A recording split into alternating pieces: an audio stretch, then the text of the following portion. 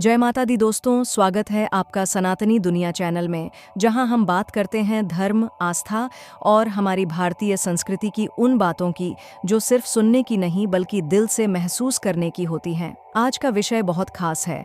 अगर आप माता वैष्णो देवी के दर्शन के लिए जा रहे हैं तो रास्ते में ऐसे कई पवित्र स्थान आते हैं जहां जाना बेहद जरूरी होता है। इन जगहों का आध्यात्मिक महत्व इतना गहरा है कि इनके दर्शन किए बिना आपकी यात्रा अधूरी मानी जाती है। तो चलिए शुरू करते हैं आज की यह पावन यात्रा। जय माता दी।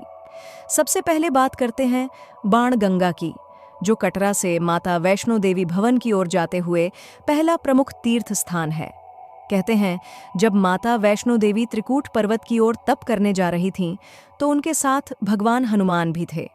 रास्ते में हनुमान जी को प्यास लगी, तब माता ने अपने बाण से धरती पर प्रहार किया और वहां से जल की एक पवित्र धारा बह निकली, जो आज बाणगंगा के नाम से जानी जाती है। यहाँ आज भी वह जलधारा बह रही है और श्रद्धालु इसमें स्नान करते हैं। ऐसा माना जाता है कि इस जल में स्नान करने से सभी पाप दूर हो जाते हैं और मन, तन, आत्मा तीनों पवित्र हो जाते हैं। यही कारण है कि माता के दर्शन से पहले सभी लोग यहाँ स्नान करके अपने आप को शुद्ध करते हैं। बाणगंगा का वातावरण इतना शांत और आध्यात्मिक होता है कि जैसे ही आप वहाँ कदम रखते हैं, एक दिव्यता आपको घेर लेती है। जल का स्पर्श करते ही रूह तक राहत महसूस होती है और लगता है कि माता ने अपनी गोद में स्थान दे दिया है। अब बात करते हैं चरण पादुका की। कटरा से थोड़ी चढ़ाई के बाद एक स्थान आता है जिसे चरण पादुका कहा जाता है। यहाँ पर एक बड़ी सी चट्टान पर माता के पावन चरणों के निशान आज भी मौजूद हैं। कहा जाता है कि जब माता वैष्णो देवी पहाड़ की चढ़ाई कर रही थीं, तो उन्होंने पीछे मुड़कर देखा कि कोई उनका पीछा तो नहीं कर रहा। उसी समय उनके चरणों के निशान इस चट्टान पर अंकित हो गए। यह स्थान बेहद पवित्र माना जाता है। श्रद्धालु यहाँ रुकते हैं, माथा टेकते हैं और अपने जीवन की समस्याओं से मुक्ति की प्रार्थना करते हैं। यहाँ आकर ऐसा लगता है जैसे माता ने आपको अपने पावन चरणों में बुलाया है। यहाँ की हवा, पेड़ पौधे, चट्टानें, सब कुछ भक्ति में डूबा हुआ है। जैसे जैसे आप अपने हाथ जोड़कर चरणों की ओर देखते हैं, आंखों में अपने आप ही नमी आ जाती है। श्रद्धा का भाव इतना गहरा हो जाता है कि आप खुद को भूलकर बस जय माता दी कहने लगते हैं। अब पहुंचते हैं एक ऐसे स्थान पर जिसे माता की तपोभूमि कहा जाता है, अर्धकुंवारी। यह स्थान माता वैष्णो देवी की गुफा यात्रा का मध्य बिंदु है। यहाँ माता ने 9 महीने तक एक गुफा में ध्यान मग्न होकर साधना की थी। यह गुफा इतनी संकरी है कि श्रद्धालु रेंगते हुए इसके भीतर जाते हैं और इसे गर्भजून कहा जाता है, यानी एक ऐसी जगह से गुजरना जैसे हम माँ के गर्भ से बाहर आ रहे हों। यह स्थान केवल आध्यात्मिक नहीं बल्कि एक आत्मिक पुनर्जन्म का एहसास कराता है। गुफा में प्रवेश करने से पहले ही आपके मन में डर, रोमांच, श्रद्धा और आनंद का मिश्रण बनने लगता है, और जैसे ही आप बाहर निकलते हैं, आपके भीतर एक नई ऊर्जा का संचार होता है। कई लोग मानते हैं कि यहाँ माता के दर्शन के बाद उनकी अधूरी मनोकामनाएं पूरी हुईं। इसलिए अर्धकुंवारी में दर्शन करना माता वैष्णो देवी यात्रा का सबसे महत्वपूर्ण पड़ाव माना जाता है। अर्धकुंवारी के पास एक छोटा पर गहराई से जुड़ा हुआ मंदिर है, हठी माता मंदिर। यह मंदिर दर्शाता है कि सच्ची श्रद्धा अगर जिद बन जाए तो माँ कभी भक्त को निराश नहीं करती। लोक कथाओं के अनुसार यहाँ एक भक्त हट करके बैठ गया था कि जब तक माता दर्शन नहीं देंगी वो नहीं उठेगा। उसकी जिद और भक्ति देखकर माता ने प्रसन्न होकर उसे दर्शन दिए। तभी से यह मंदिर हठी माता के नाम से प्रसिद्ध हो गया।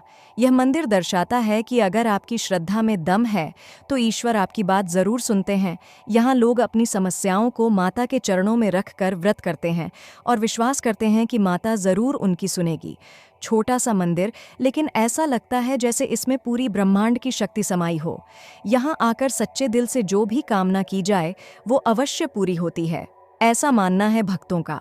और अब हम आ पहुंचे हैं सबसे पवित्र स्थान पर, माता वैष्णो देवी का मुख्य भवन। त्रिकूट पर्वत की ऊंचाई पर स्थित यह भवन केवल ईंट और पत्थरों से बना मंदिर नहीं है, यह तीनों शक्तियों का साक्षात रूप है, महाकाली, महालक्ष्मी और महासरस्वती। माता यहाँ पिंडी रूप में विराजमान है। गुफा में प्रवेश करते ही हर सांस में जय माता दी की गूंज सुनाई देती है। भक्तों की आंखों में आंसू, हाथों में नारियल और मन में आस्था होती है। माता के दर्शन करने के बाद ऐसा लगता है कि जीवन की सबसे बड़ी मंजिल मिल गई हो। यहाँ का माहौल इतना ऊर्जा से भरा होता है कि आप अपनी सारी समस्याएं भूलकर बस माँ की गोद में समा जाना चाहते हैं। जब पुजारी माता की आरती करते हैं तो उस दिव्यता को शब्दों में नहीं बांधा जा सकता। लगता है जैसे स्वर्ग धरती पर उतर आया हो।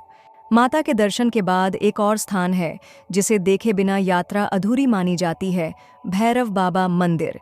कहते हैं जब माता ने भैरव का वध किया तो उसके अंत समय में भैरव ने मां से क्षमा मांगी और वरदान मांगा कि कोई भी भक्त जब तक उसके दर्शन न करे उसकी यात्रा पूर्ण न मानी जाए।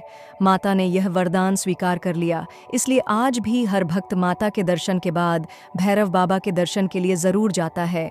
यह मंदिर ऊंचाई पर स्थित है, चढ़ाई थोड़ी कठिन है, लेकिन भक्ति इतनी गहरी होती है कि हर भक्त वहां तक पहुंच ही जाता है। भैरव बाबा के दर्शन के बाद एक अजीब सी संतुष्टि मिलती है। लगता है जैसे अब यात्रा पूर्ण हो गई है। यहाँ पर भक्त एक बार फिर जय माता दी कहकर माता का धन्यवाद करते हैं कि उन्होंने दर्शन दिए। तो दोस्तों, माता वैष्णो देवी की यात्रा सिर्फ एक तीर्थ यात्रा नहीं है, बल्कि आत्मा की यात्रा है। यह एक ऐसा अनुभव है जो आपको जीवन भर याद रहता है।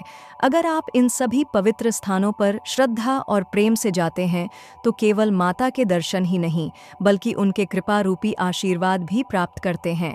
यह यात्रा बताती है कि भक्ति में शक्ति है, आस्था में उत्तर है और माँ के चरणों में जीवन की हर मुश्किल का समाधान है।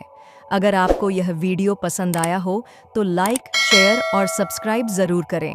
और हाँ, कमेंट में जय माता दी लिखकर हमें बताएं कि आप कब जा रहे हैं माता के दरबार में। सनातनी दुनिया चैनल को सब्सक्राइब करके ऐसे ही पवित्र और रोचक धार्मिक ज्ञान से जुड़े वीडियो पाते रहें। जय माता दी।